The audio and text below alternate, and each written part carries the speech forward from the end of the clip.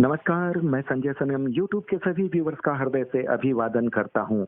Viewers, सामाजिकता के मुद्दे पर नारी स्वरों की हमारी ये दूसरी कड़ी, जब देश में बल्कि ये कहूँ दुनिया में एक महामारी कोरोना का संक्रमण जारी है, उस वक्त समाजों की अपनी भूमिका होती है और समाज के विभिन्न क्षेत्रों में विभिन्न रूप में काम करने वाले व्यक्ति, पुरुष हो चाहे नारी हो, वो अपनी अपनी भूमिका को निभाते हैं। तभी लोगों की के दुख दर्द तकलीफें दूर होती है, तभी ये दुनिया चलती है।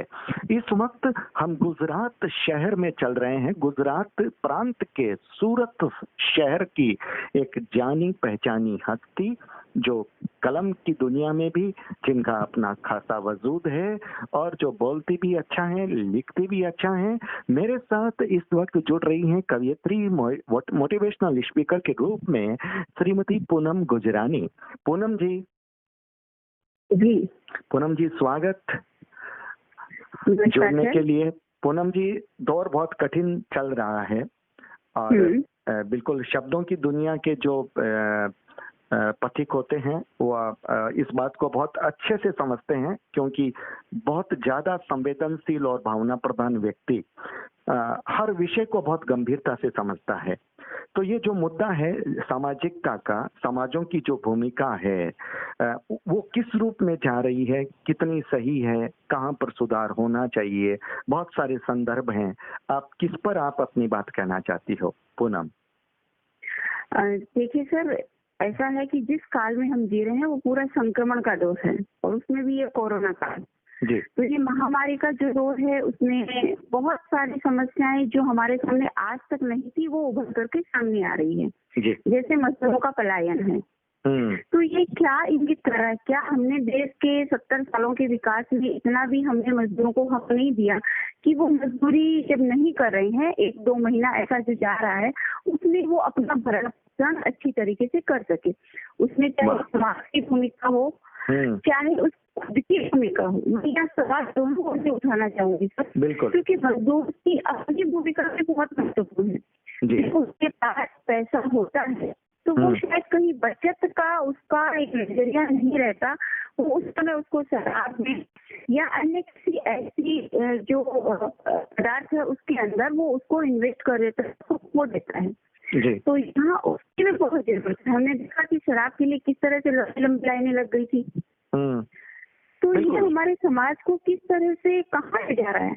क्या हमें वो जरूरी है, शराब जरूरी है या फिर रोटी जरूरी है? पूनम जी, आपने जो सवाल उठाया है वो शिक्षा का उठाया है, अज्ञानता का उठाया है। अगर मूल रूप में देखा जाए तो ये अज्ञानता की वजह है कि वो शराब की तरफ जाता है, और ये अज्ञानता की वजह है कि वो चिट फंड कंपनियों में जाकर के निवेश करता है, जहां पर उसका पैसा चला जाता है।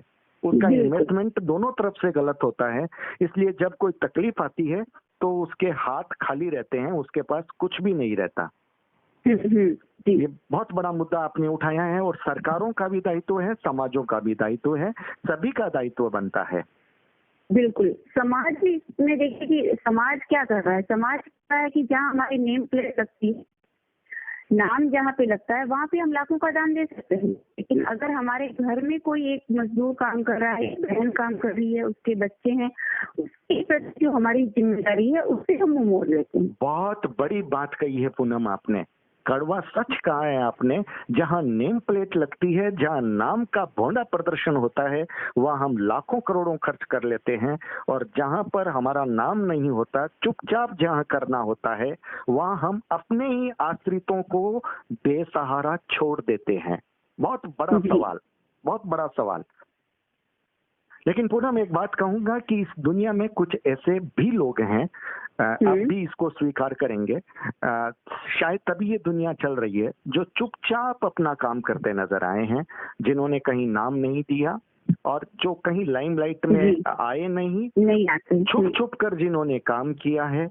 आज मैं इस इंटरव्यू के दौरान उनको भी याद करूंगा। मैं नाम नहीं लूंगा, क्योंकि नाम लेना भी, अगर लिया भी जाए उनका, हम अगर भावनावश नाम भी लें तो भी उन्हें तकलीफ होगी, इसलिए हम नाम नहीं लेंगे। लेकिन हमको मालूम है वो चेहरे, वो लोग कुछ ऐसे हमारे सामने अचानक आ गए हैं। वो खुद प्रकाश में नहीं आए, लेकिन हमारी तफ्तीश के दौरान हमें पता चल गया, जिसके लिए हम उन्हें सैल्यूट करते हैं। बिल्कुल। कुछ खास बात एक महिला होने के नाते पूनम जी? जी, दान तो ऐसा होना चाहिए संजय जी, जो एक हाथ दे दूसरे को पता नहीं चले, उसी को दान कहा गया है। बाकी तो सब कुछ नाम की भूख है हमारी, जो हमसे बहुत कुछ करवा लेती है। वो आप भी हो सकते हैं, मैं भी हो सकती हूँ, और समाज का कोई भी व्यक्ति हो सकता है। ये ह्यूमन नेचर है, लेकिन इस पर लगाम कसी जानी चाहिए। बिल्कुल बिल्कुल। और शब्दों की दुनिया से भी प्रेरणा मिलनी चाहिए, लोगों को जागरूक करना चाहिए, लोगों के मन में हिम्मत देनी चाहिए, ये संदेश भी जाता है। पूनम जी, कोई खास बात? सर, मैं बिल्कुल इस बारे में कहना चाहूंगी कि शब्द की जो दुनिया है वो भी सिंहासन की तरफ मुड़े नहीं, उसकी हाँ में हाँ न मिलाए। जहाँ भी हमें लगे कि सिंहासन या किसी भी व्यक्ति, किसी भी समाज की नकेल कसने की जरूरत है, वहाँ हम अपनी आवाज को बुलंदी से उठा, तभी हम शब्दों के उस साहित्य जगत के किसी एक सितारे की तरह चमक सकते हैं। बिल्कुल, एक सिपाही के रूप में, एक योद्धा के रूप में आप तभी काम कर सकते हैं। बहुत बड़ी बात आपने कही है। बिल्कुल, क्योंकि लिखना और कहना बहुत आसान होता है, लेकिन पढ़ना बहुत मुश्किल होता है। बिल्कुल, अगर आपने लिखा है, अगर आपके भीतर नहीं उतरा है, अगर आपने वो खुद नहीं कर रहे हैं, तो आपकी लिखने की बात है वो भी दुनिया तक पहुंच नहीं पाएगी। बिल्कुल। इसलिए आज ऐसा लगता है कि बहुत कुछ लिखा जा रहा है, लेकिन उसके बावजूद दुनिया में बदलाव में सत्य की भूमिका पर एक प्रश्न चिन्ह आज भी लग रहा है, जबकि पुराने जमाने में ऐसा नहीं था कि गुरु उस समय कुछ कह सकता था और उसकी एक कड़क आवाज पूरे समाज को बहुत अधिक संबल देती थी और उसको प्रेरणा देती थी, लेकिन आज उसका कहीं प्रभाव कम होता दिखाई दे रहा है। पूनम जी, इसके लिए एक बात है कि अध्यात्म जगत ने भी अपनी वो पात्रता कहीं ना कहीं खो दी है। वो अपना विशिष्टता जो है अध्यात्म जगत ने भी खोई है। उस आवाज का असर नहीं होता है, तो कहीं ना कहीं वहां पर भी खामी है। और मैं ये बात भी कहना चाहूंगा कि लिखने वाली बात जब आपने कही, एक तो हम लिखते हैं दिल से, एक कोई हमसे लिखवाता है। तो कोई हमसे लिखवाए नहीं, हम दिल से लिखें, घटनाओं को सही रूप से लिखें। बहुत बड़ी बात आपने कही, सिंहासन की तरफ देखकर न लिखें। अगर कहीं बात ऐसी हो जहां सिंहासन को हिलाने की दरकार हो, तो आपकी कलम उधर भी चलनी चाहिए।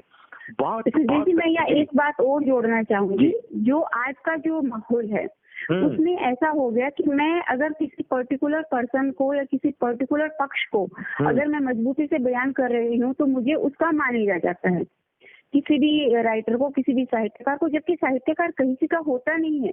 वो अपनी बात सिर्फ अपने तरीके से कह रहा है जी।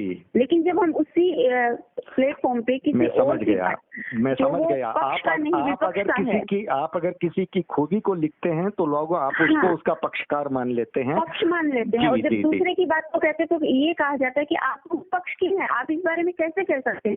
तो ये गलत है। हम निष्पक्ष रूप से किसी भी की आलोचना कर सकते हैं और किसी का भी पक्ष भी ले सकते हैं सही बात का। पूनम जी, आपने जो बातें बताई हैं उससे लगता है समाजों में रचनात्मक सुधार की आवश्यकता है। दृष्टिकोण बदलना चाहिए, लोगों की सोच का नजरिया बदलना चाहिए, लोगों को समझने का नजरिया बदलना चाहिए। ये एक बहुत बड़ी बात है। जब तक हम सही रूप से सोचेंगे नहीं, समझेंगे नहीं, तब तक हम सही रूप से काम नहीं कर पाएंगे। और जब सही रूप से काम नहीं कर पाएंगे, तब हम लोगों का भला नहीं कर पाएंगे। बहुत बड़ी बात है, बहुत विशाल रखना होगा जी।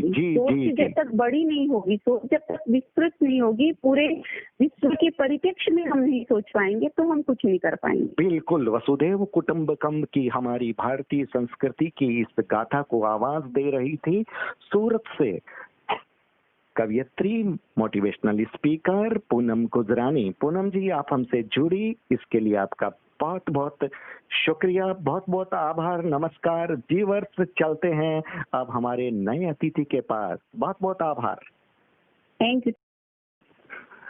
तो व्यूअर्स, गुजरात के सूरत शहर से होते हुए अब हम चलते हैं राजस्थान की गुलाबी नगरी जयपुर। जी हाँ, जयपुर में आज हम उस शख्सियत से आपकी मुलाकात करवाते हैं जो स्वास्थ्य के क्षेत्र में यानी नेचुरोपैथी और न्यूट्रिशन के क्षेत्र में बहुत बड़ी अपनी सेवाएं दे रही है। जी हाँ, हमारे साथ फोन लाइन पर इस वक्त उपस्थित है डॉक्टर आरसी खान साहिबा। खान साहिबा, आवाज सुनाई दे रही है? नमस्कार सर। नमस्कार आरसी जी, बहुत बहुत स्वागत। आप हमसे जुड़ी इसके लिए तहे दिल से शुक्रिया। जैसा कि आपको जानकारी है कि सामाजिकता के मुद्दे पर हम विशेष रूप से नारी शक्ति से बात कर रहे हैं, नारी स्वर से बात कर रहे हैं। विभिन्न क्षेत्रों में काम करने वाली नारियों से हमने अपनी बात की है और उनके सुझाव, उनके अंदाज को लोगों तक पहुंचाया है। गुलाबी नगरी जयपुर से आप आज हमारे साथ जुड़ी हैं। आप न्यूट्रिशन और नेचुरोपैथी के क्षेत्र में काम कर रही हैं। सामाजिकता के मुद्दे को डॉक्टर आरसी किस तरह से परिभाषित करना चाहेगी? सर बहुत बहुत धन्यवाद, आपने ये मुद्दा उठाया और मुझे इसमें इन्वॉल्व किया। बहुत ही अच्छा मुद्दा है सर जी। और इस मुद्दे पर आपने जो बात की है तो ये हम लोगों के लिए बहुत अच्छा है कि हम अपनी बात लोगों तक पहुंचा सकते हैं। जी जी। और बहुत आसानी से हर कोई समझ सकता है। अगर हम सामाजिक दायित्व निभाने की बात करें तो उसके लिए सामाजिक कार्यकर्ता या सोशल वर्कर होने का कोई ठप्पा लगा होना जरूरी नहीं है जी। एक से अधिक व्यक्ति कोई भी हो वो समाज बनाता है जी। अब इस चीज के लिए हम घर से शुरुआत कर सकते हैं ना जी। हमारा समाज जो है वो हमारे घर से शुरू हो जाता है। अगर बात करें कि जो आज के हालात हैं, लॉकडाउन है या कोविड-19 के टाइम पे जो चल रहे हालात वो किसी से छुपे हुए नहीं है। किन चीजों से हमें रूबरू होना पड़ रहा है, कैसे हालातों का सामना करना पड़ रहा है, वो हम सब लोग जानते हैं जी। तो अगर हम इन चीजों पर बात करें, अपने घर से शुरुआत करें, इसमें यही है कि अपने सबसे पहले समाज हमारे परिवार से शुरू होता है। तो हम अपने परिवार से बहुत सारी चीजें शुरू कर सकते हैं। आपके फिर समाज होता है हमारे पड़ोसी, हमारी गली में रहने वाले लोग, हमारा मोहल्ला, हमारी कॉलोनी, हमारी सोसाइटी, ऐसे बहुत बड़ा होता जा रहा है। लेकिन हमें बहुत दूर तक नहीं जाना, हमें अपने आसपास के लोगों को देखना है, अपने परिवार को देखना है। परिवार में देखें तो हम अपने लोगों की हेल्थ का सबसे पहले ध्यान रखें जी। कि कोई भी इसकी चपेट में ना आ जाए। इसके लिए हमारी सबकी इम्यूनिटी पावर बड़ी होनी चाहिए। इम्यून पावर अच्छी होगी तो हम अपने परिवार को बचा सकते हैं इन चीजों से। उसके लिए ये है कि अपना काढ़ा वगैरह जो होता है, अगर मैं नेचुरोपैथी से हूँ तो मैं इसलिए ये सलाह दे सकती हूँ कि अपने को काढ़े पीने हैं, तुलसी, लौंग, दालचीनी, ये सब चीज डाल करके, जिससे कि हमारा इम्यून पावर बढ़ा हुआ रहे। घर का माहौल जो है बहुत अच्छा बना के रखें, क्योंकि इस टाइम सभी टेंशन में, बच्चे बूढ़े सभी लोग एक अलग तरह के टेंशन से गुजर रहे हैं जी। तो इसके लिए यही है कि अपनी फैमिली में हम खुशहाल माहौल को बना करके रखें, एक दूसरे की मदद करें। और जैसे कि घर में अगर कोई बड़ा बुजुर्ग है तो उसका खास तौर पे ध्यान रखें, उनकी सेहत का भी और उनके अकेलेपन का भी। हम लोग क्या करते हैं कि उनको अकेला छोड़ देते हैं, तो अब उसमें क्या है कि अकेलापन उनको और खाया जाता है, इम्यूनिटी पावर कम होती जाती है, तो जाहिर सी बात है ऐसे में बीमार होंगे। और जरूरी नहीं है कि डिप्रेशन की बात आ जाती है। बिल्कुल डिप्रेशन में आ जाते हैं और फिर डिप्रेशन होगा तो इम्यूनिटी पावर कम होगी और वो हमको इस वक्त नहीं करने देना है। इसके लिए कुछ क्रिएटिविटी करते रहें घर में, कुछ अच्छा खाएं और अच्छा खिलाएं, बासी खाने से दूर रहें, जो भी हेल्दी फूड्स हैं उसका इस्तेमाल करें। बच्चों को भी किसी ना किसी चीज में उलझा के रखें, उन्हें कुछ ना कुछ ड्राइंग है या और कोई क्रिएटिविटी वाली चीजें हैं वो करें, योगा करें, प्राणायाम करें, खुद भी सीखें और दूसरों को भी सिखाएं इस तरह की चीजों को। अब निकल के आते हैं हम थोड़ा सा बाहर, हम अपने आसपास के एरिया पे नजर डालें। जो लोग लॉकडाउन का पालन नहीं कर रहे हैं, बहुत से लोग हैं, ऐसा नहीं है कि हम सामाजिक दायित्व कर रहे हैं तो किसी गरीब के ऊपर ही जाकर के टिके। हम अपने समाज में सभी तरह के वर्ग को ध्यान में रखते हुए काम करें। हर वर्ग हमारे आसपास रहता है। अब कई लोग हैं जो बाहर निकल रहे हैं और मास्क नहीं लगा रहे हैं, अपने आप को सैनिटाइज नहीं कर रहे हैं, तो उनको बहुत ही रिक्वेस्ट के साथ उनसे बोलें कि आप मास्क लगाएं, सोशल डिस्टेंसिंग का पालन करें। और एक बार बुरा मानेंगे नहीं मानेंगे जो भी है, लेकिन अपना ईगो आगे नहीं आने देना है, उनको हमें समझाते रहना, बोलते रहना। अब दूसरी तरफ आता है कि बहुत से लोग ऐसे हैं हमारे पड़ोस में कि बड़े बुजुर्ग हैं और उनके जो बच्चे हैं या और लोग हैं वो दूसरी जगह पर अटके हुए हैं। यहाँ पर वो अकेले बड़े बुजुर्ग रह गए हैं। अब उनको बहुत सारी चीजों की जरूरत होती है, सामान की। अब वो अकेले बाहर कैसे जाए, क्योंकि सब जानते हैं कि एक एज के बाद लोग जल्दी उन पर कोरोना का अटैक जल्दी होता है।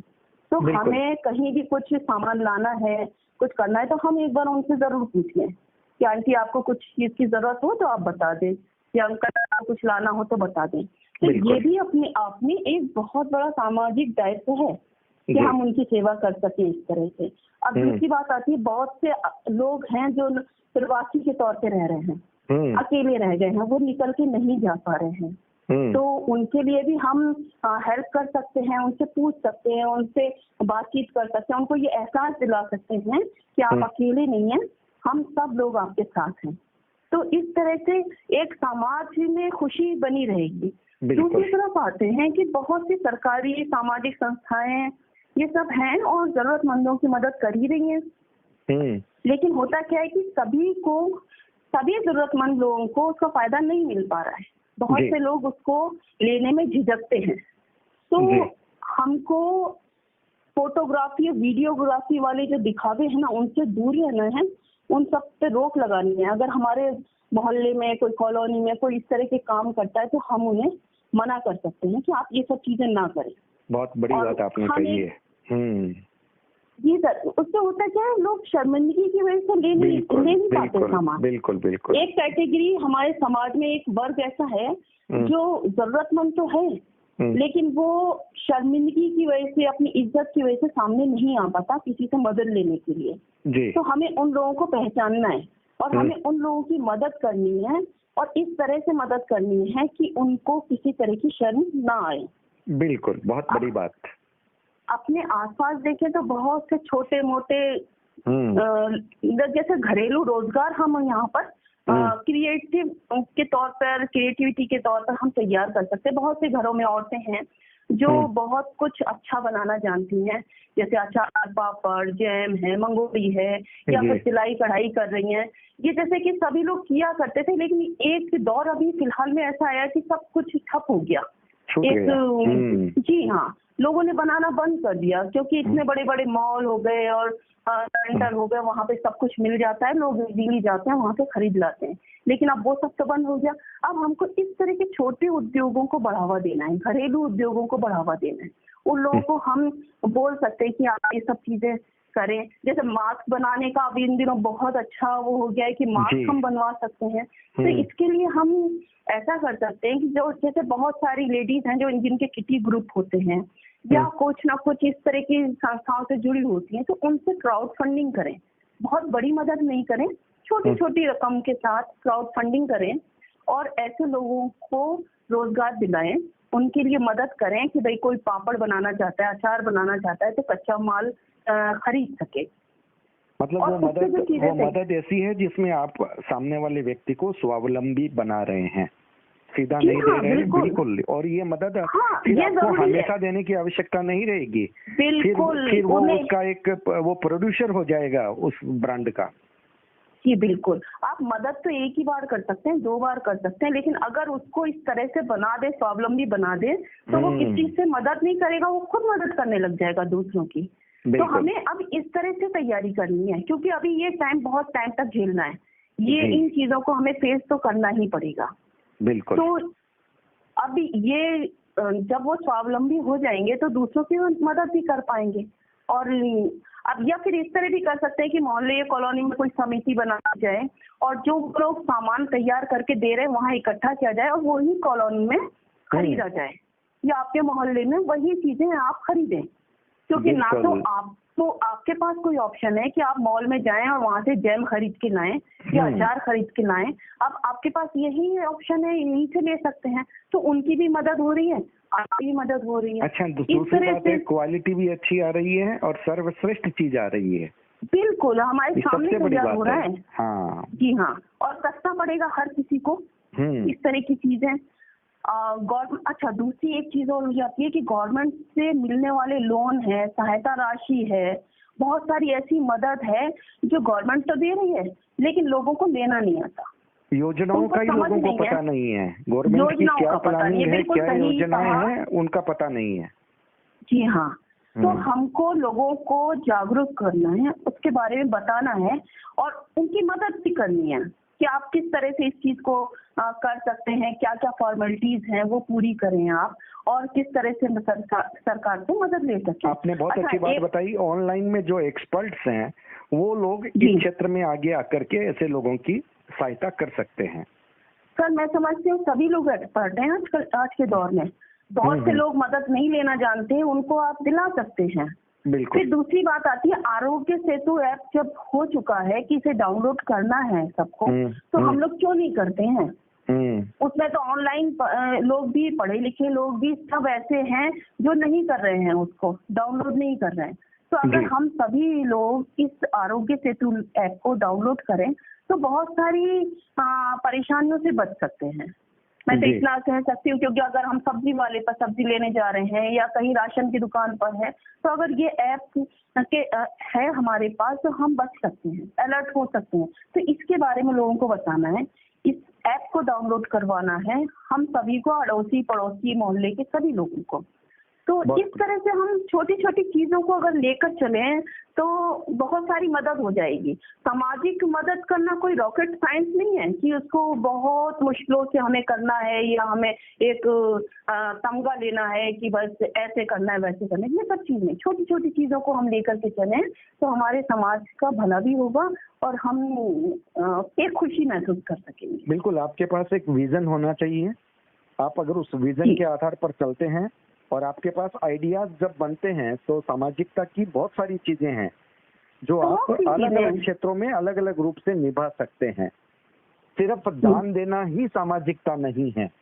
बिना दान दिए ही अगर आप विभिन्न रूप से किसी का काम कर दें, किसी के काम आ जाएं, तो वो भी सामाजिकता है।